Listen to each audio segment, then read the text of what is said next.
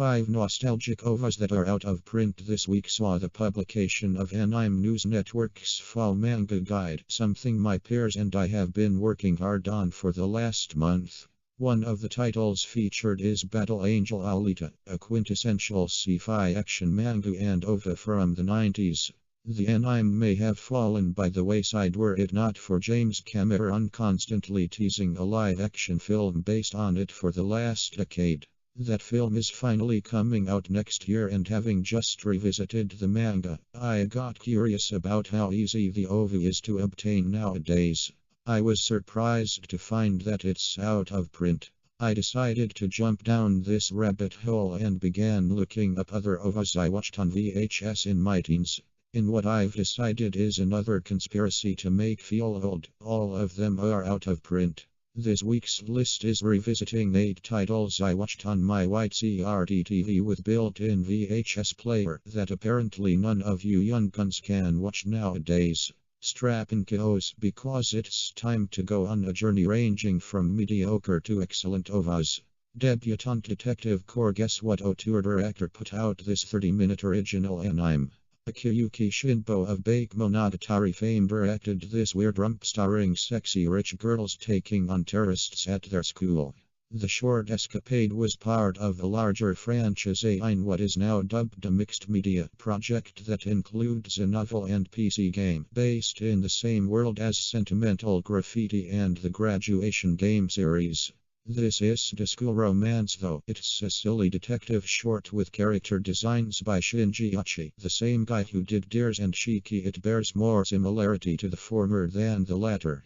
I wasn't particularly surprised this one has fallen into obscurity. It seems stranger that it was ever brought over here at all.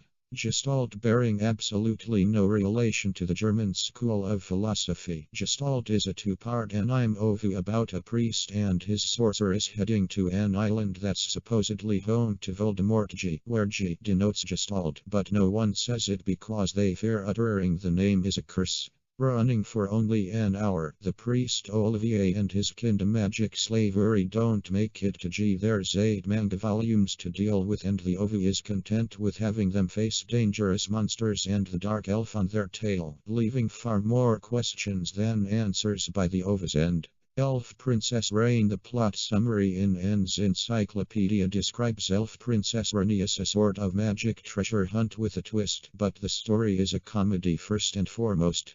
Its treasure hunting Ledgu is plagued by his numerous identical sisters and only happens upon the titular fairy princess after almost being crushed under debris at a Shinto shrine. Rain essentially speaks gibberish, but she's also looking for treasure too and makes a perfect sidekick for Gu. Their escapades are thwarted by a rapping villain who wants to build a theme park, the fire department, and his childhood friend who's sick of all his crazy exploits.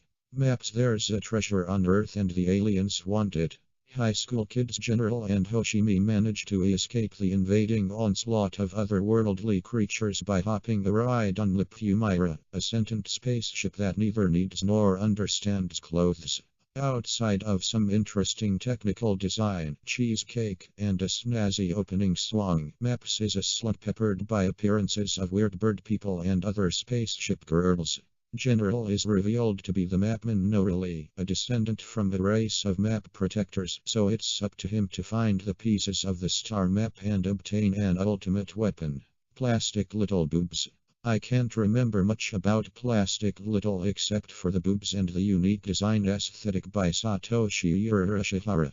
But it was mostly the boobs, and ADV Films knew this, even throwing in a pop-up boob counter with the DVD release. The story. There's a government conspiracy and protagonist Elise knows about it and become